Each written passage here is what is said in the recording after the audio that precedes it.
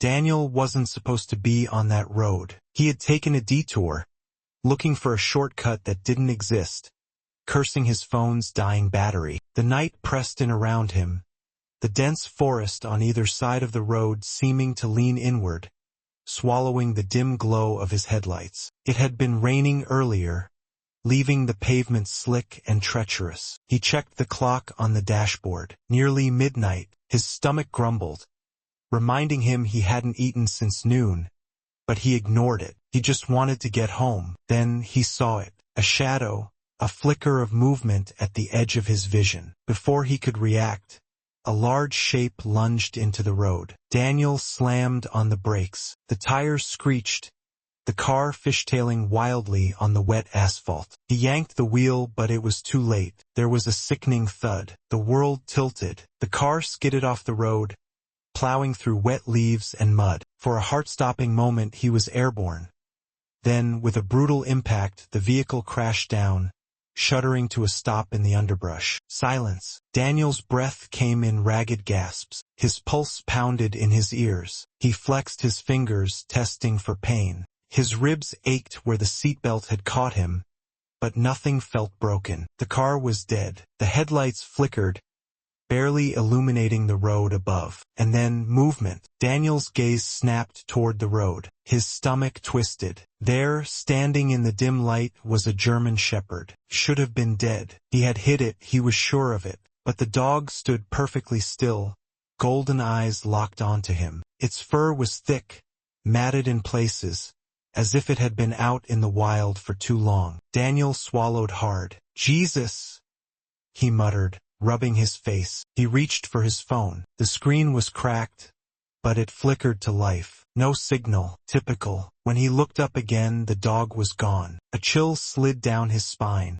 He forced himself to take a deep breath. The adrenaline was messing with his head. The dog had probably run off. He had bigger problems, like getting back to the main road. But as he climbed out of the wreck, one thought nagged at him. If the dog was alive, what had he hit? It took Daniel nearly an hour to climb back up to the road. His clothes were soaked in mud. His hands scraped raw from gripping onto tree roots for leverage. When he finally pulled himself up, he collapsed onto the pavement, chest heaving. His car was useless. It had sunk into the underbrush at a bad angle.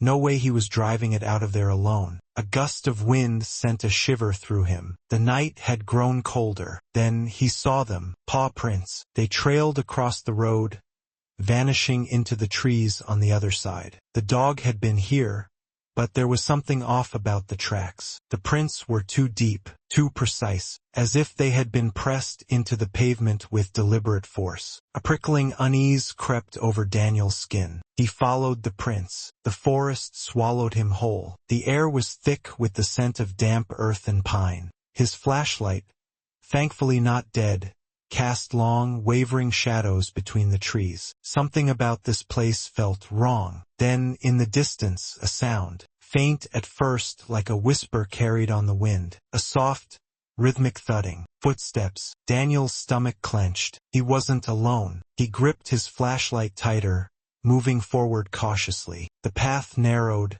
twisting through the dense woods. He was about to turn back when the trees opened up and he saw it. A lake. The water was impossibly still, reflecting the moon with eerie perfection. A thick mist clung to its surface, and at the edge of the shore the dog stood waiting. Daniel's breath hitched. The German shepherd faced the water, its posture unervingly still. Its golden eyes flicked to him, then back to the lake, as if it was watching, waiting. And then the whispers began. Daniel froze. Soft, distant voices, too faint to make out words. They seemed to drift from the water itself, curling around him like fingers. His blood turned to ice. And then, before his eyes, the dog stepped onto the water. Daniel recoiled. Impossible. But the shepherd took another step, its paws pressing onto the lake's surface as if it were solid ground. It turned to him once more.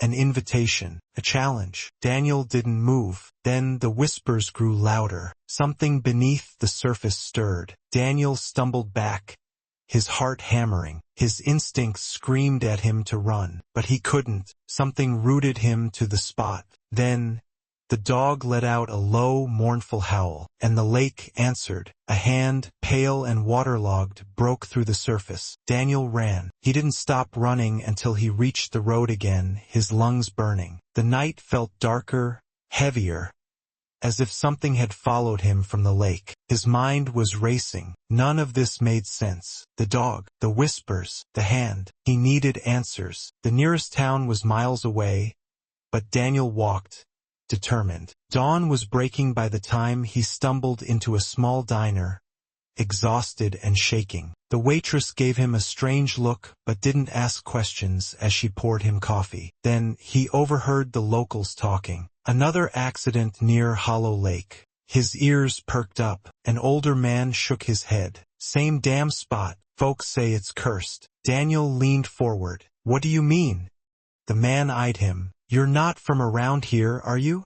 Daniel shook his head. I crashed my car last night near there. Thought I saw something in the lake. The diner went silent. One of the women at the counter made the sign of the cross. The older man sighed. People disappear out there. Cars go off the road.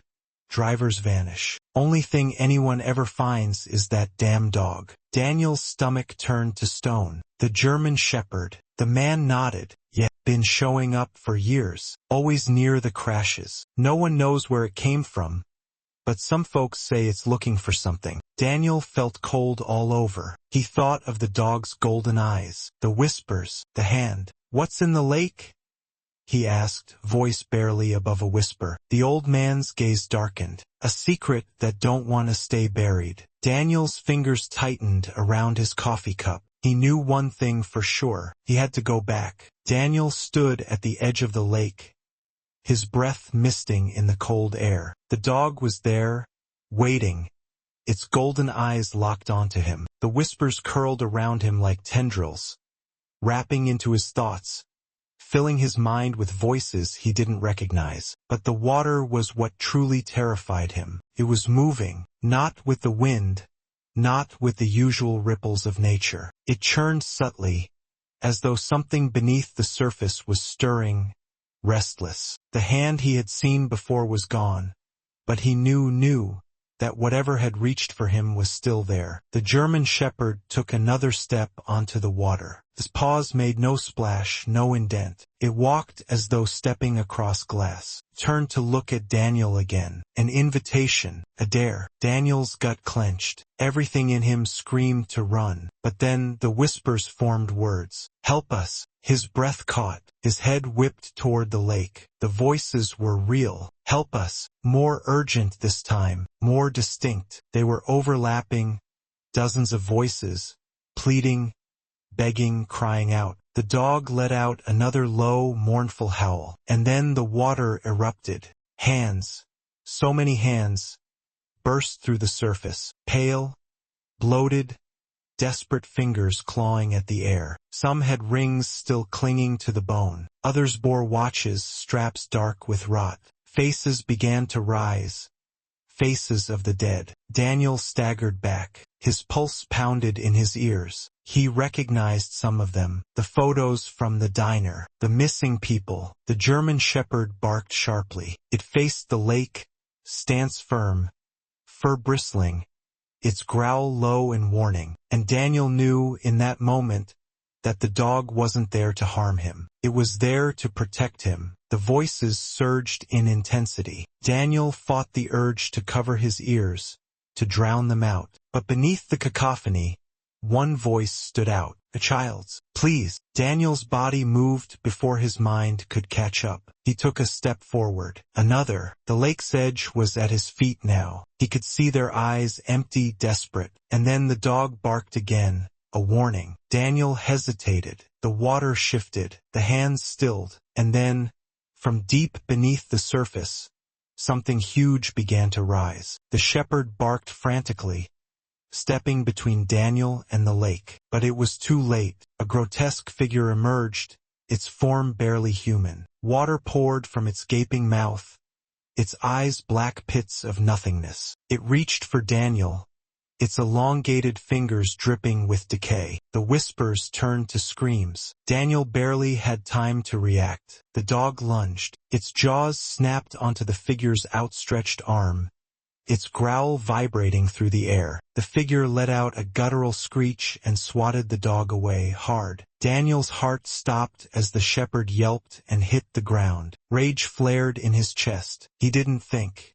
He lunged forward, grabbing the first thing he could find, a fallen branch, and swung with everything he had. The wood connected with a sickening crack against the figure's head. It shrieked, its form flickering, distorting, weakening. The dog staggered to its feet. Blood dripped from its side, but its golden eyes blazed with determination. Charged again. Daniel knew what he had to do. With a roar, he raised the branch and struck again. The whispers crescendoed. The figure lurched backward, crumbling like mist. And then silence. The lake stilled, the voices faded, and the dog collapsed. Daniel fell to his knees beside the shepherd. "No, no, no," he muttered, his hands hovering uselessly over the dog's limp form. Its breathing was shallow, its golden eyes flickering. "Stay with me, buddy," Daniel whispered. "You did good." The dog exhaled, slow and soft. Then a shift. A glow surrounded the shepherd. Its fur shimmered, its form blurring. And then it was no longer a dog. Daniel's breath caught in his throat. A man lay before him now, pale, worn, but unmistakably real. The same golden eyes stared back at him. "You freed them," the man whispered. "You freed me." Daniel's chest tightened. Who are you?" The man smiled faintly. "Just someone who got lost a long time ago." And then, before Daniel could say another word, the man vanished. The morning sun rose over the lake. The whispers were gone. The water was calm. And Daniel, heart heavy, knew one thing for certain. The dog had never been lost. It had just been waiting to go home.